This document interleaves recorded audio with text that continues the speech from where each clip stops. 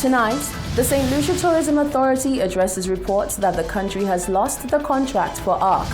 The European Medicines Agency investigation concludes that the AstraZeneca vaccine is safe and effective. And Vincent London says Viewfort North constituents are definitely going to London for the next general elections. All this and more coming up in tonight's broadcast. This is the Hot 7 Nightly News with Lovelace and Amy Joseph. It is Thursday, the 18th of March, 2021.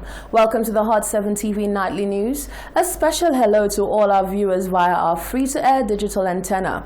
We know we are your only source of television. Thank you for your great feedback and support. I'm Rochelle Gonzalez, standing in for lovely St. Amy Joseph. Thank you for joining us.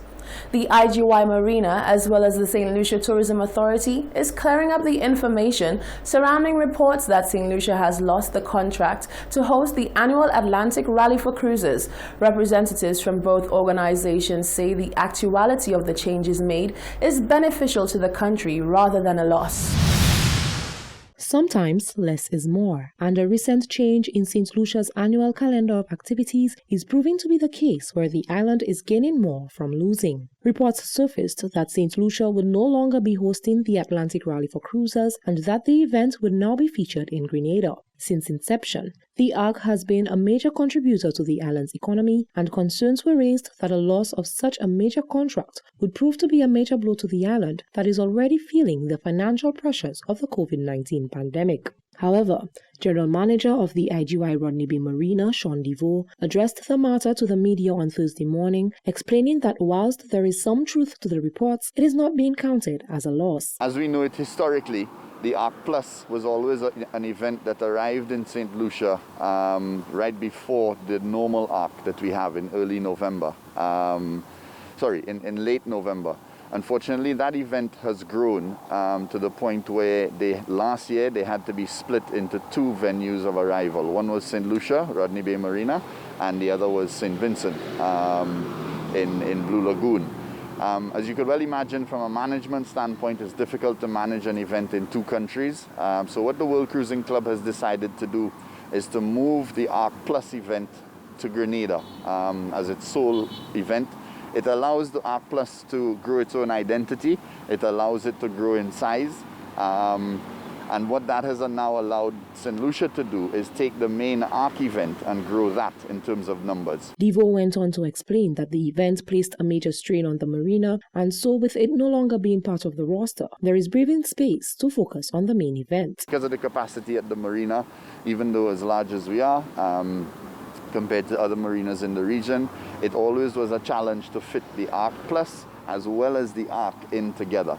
So together we used to have about 70 ARC Plus boats and then about a balance of 190 on a high year with the ARC. This year, because the ARC Plus is no longer there, we are now looking at ARC numbers of about 220 and or more. So it has really allowed us to focus on the ARC, the traditional ARC event that we have so long looked forward to every December, and gotten it keep going into St. Lucia.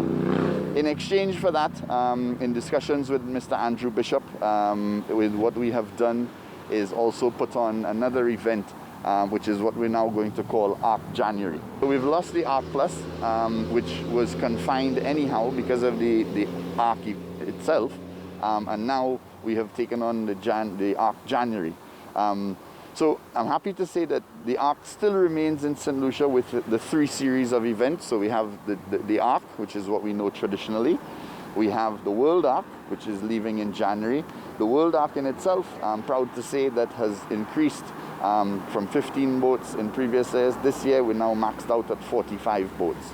Meanwhile, the public relations manager at the St. Lucia Tourism Authority, Jereen Georges, said the organization is looking forward to what lies ahead with the changes. We are very excited about the new component of ARC 2021-2022, and we really look forward to welcoming even more sailors to the island, more vessels to the island. Of course, we know what the economic spin-off is when we do have sailors coming through the island and what the ARC event really does. We can tell you that it spins off from the IGY Rodney Bay Marina, the hotels, the coconut vendor, the gas stations, everybody. So we really look forward to the event and to really help, continue to grow the tourism sector, especially amid the COVID pandemic. And so we just look forward to 2021-2022 ARC. Reporting for Hot 7 News, I am Genevieve Gonzague. A review by the EU's medicines regulator has concluded that the Oxford AstraZeneca COVID-19 vaccine is safe and effective. The European Medicines Agency investigated after 13 EU states suspended use of the vaccine over fears of a link to blood clots. It found the jab was not associated with a higher risk of clots. Italy and Spain announced it would resume using the jab, while Sweden said it needed a few days to decide.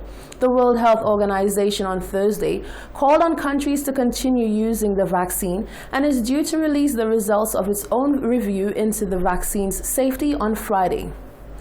In other news, the Constituency Development Programme has come under scrutiny by the Member of Parliament for Dennery North as it debated the estimates of revenue and expenditure.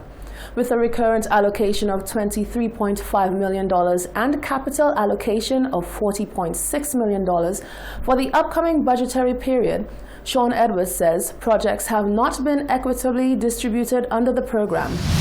Since 2007, the government of the Republic of China Taiwan has been working with the government of St. Lucia through the Constituency Development Program to improve the livelihoods of St. Lucians by constructing, rehabilitating and maintaining infrastructural facilities across all communities in the country. Under the program, projects like flood mitigation, drainage, soil stabilization, community access roads and school facilities are all implemented, bringing benefit to the people of St. Lucia. For Dennery North MP, the unequitable distribution of resources under the program is worrying. There are members on the other side who agree with us that this is not right, that the amount under Head 56 for Constituency Development Program has to be shared, Mr. Speaker, in such a way that members on both sides of the House would get to preside over development initiatives in their constituencies. And when we were on the other side of this parliamentary divide, this is not how it was done, Mr. Speaker. But today, Mr. Speaker, you lost. You lost. You didn't win, so you won't know anything about that. You were beaten in Soufrière. The member for Dennery South can attest to that he presided over projects in his constituency. And here's the member for Miku Fruyu, Mr. Speaker, Miku North. She too will admit that when the St. Lucia Labour Party, and I'm prepared to yield to her on a point of order, for her to stand in this House and tell the people of St. Lucia that she did not preside over constituency development projects in her constituency when she was in opposition. According to Edward, under the SLP administration between 2011 and 2016, all elected members of parliament presided over CDP projects, but this is not the case with the current administration.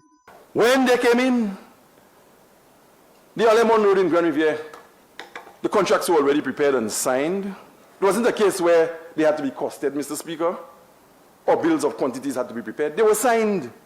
They never honored the contract. $70-odd million. And the people cannot get their road up to a day like today. But if elections on the horizon, you'll hear about Kudme. You will see people carrying blocks. Is that what the people of Dennery North and Alemon are worth, Mr. Speaker? Can they not expect, Mr. Speaker, their share of the pie as taxpayers? Between 2007 and 2018-2019, over 2,400 projects have been completed and 25,000 jobs created under the program. For the Hot 7 News, Nisha Charles reporting. With key source markets being on target to vaccinate their entire populations, St. Lucia is in a better position to manage its tourism sector and create jobs for citizens. So says Tourism Minister Dominic Fede as he added his voice to the debate on the estimates of revenue and expenditure for 2021-2022. Over $14 million has been proposed for the capital projects within tourism for the upcoming fiscal year.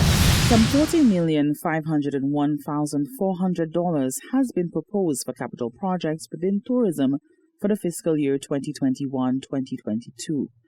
Tourism Minister Dominic Feely says this comes amid significant demand for tourism around the world. He says hotels are already reporting significant increases in bookings as early as April of this year. Airlines are lining up at record levels to resume flights to St. Lucia, so much so that this summer we will experience a 15% increase in air seats coming to St. Lucia when compared to our pre-COVID levels back in 2019. Come June, JetBlue will offer direct flights from Newark, New Jersey.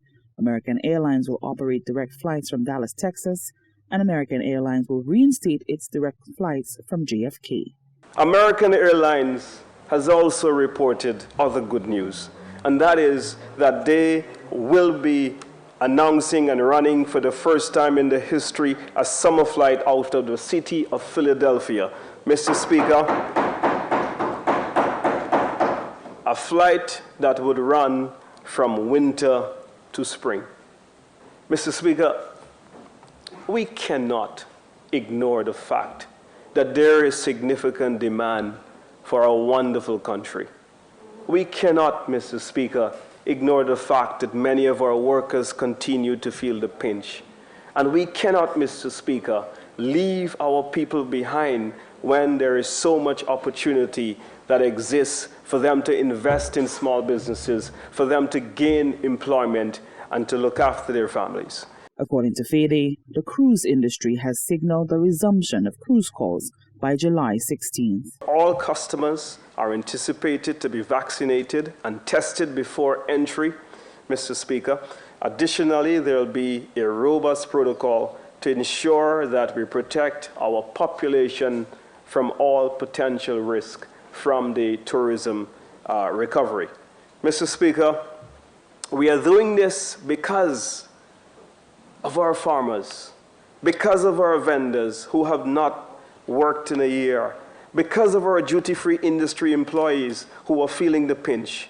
Mr. Speaker, because of our taxi drivers, some of whom have not worked since March 2020. Feely says there will be a significant and calculated method to fully reopening the tourism industry.